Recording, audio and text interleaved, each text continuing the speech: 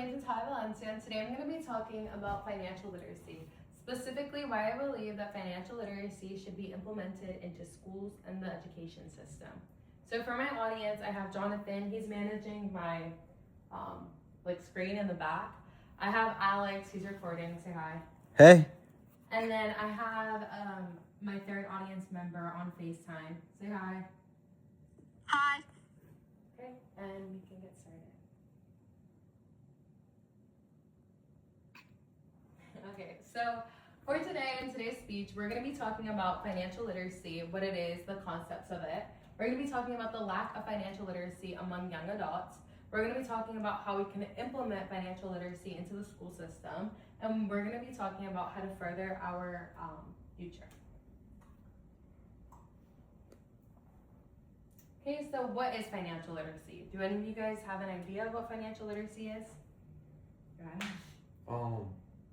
Is financial literacy like knowing how to do your taxes and stuff like that, or Yeah, so financial literacy is any concept that has to do with financing.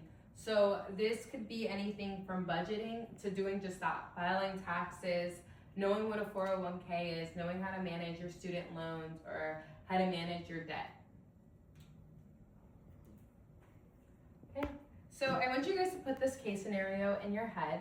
Imagine graduating, feeling that you're prepared, feeling that you know what the real world is expecting of you, and receiving your first paycheck and not knowing how to file your taxes or how to budget or how to manage your money overall. How would that make you feel?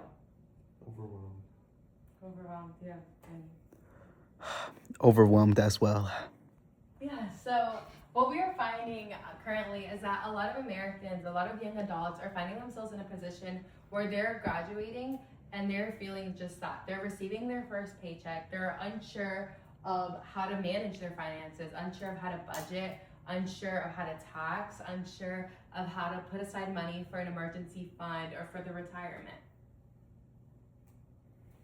So a lack of financial literacy among young adults. Again, this is a growing problem. This is something that a lot of young adults are finding themselves facing. Why? Because we do not have financial literacy classes implemented into the school curriculum or implemented into the education system overall. So to be specific, according to the State of Personal Finances in America, last visited October 31st, 54% of Americans are afraid of not having money.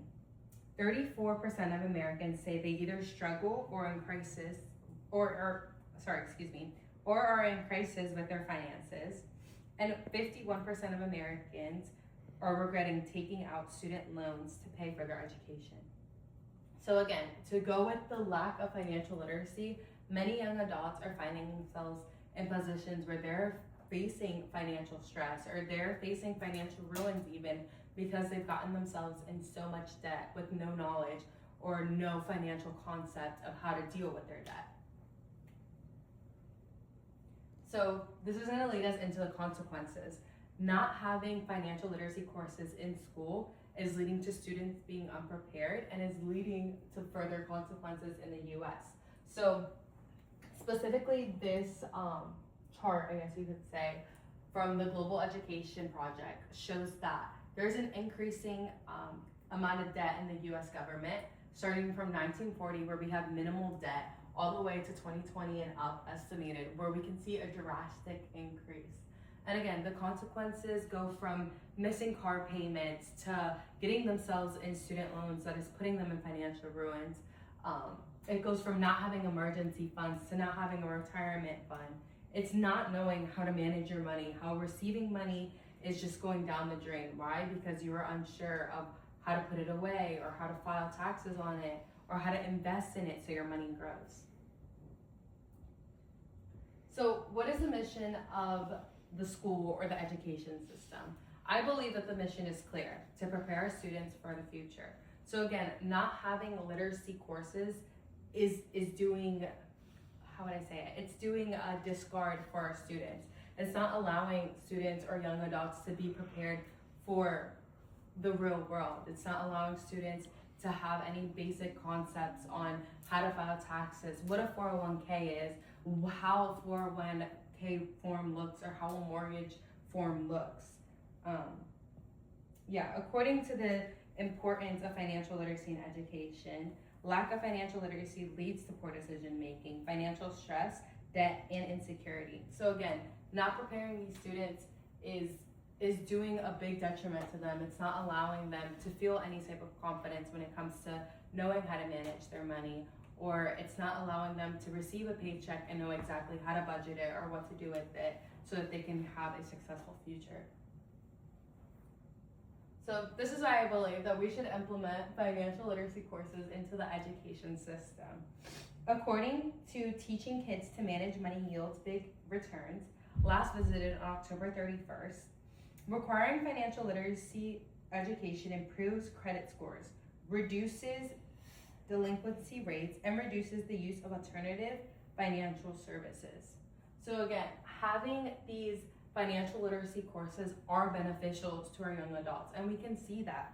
It is so clear to see that having these financial literacy courses is not only preparing them, but it's giving them important tools like budgeting apps or budgeting spreadsheets. It's teaching our students how to manage their money. Okay, so how will this look like? In a classroom where we have a financial literacy course, we want to see networking, we want to teach our students how to budget, and we also want to teach them how to use government forms. So as for networking, specifically, we want to have them receive presentations from bankers or from financial advisors. We want to allow them to network, to have these communications. We want to allow bankers or financial advisors to give them information or to give them resources. Budgeting is going to look like teaching our students how to use spreadsheets.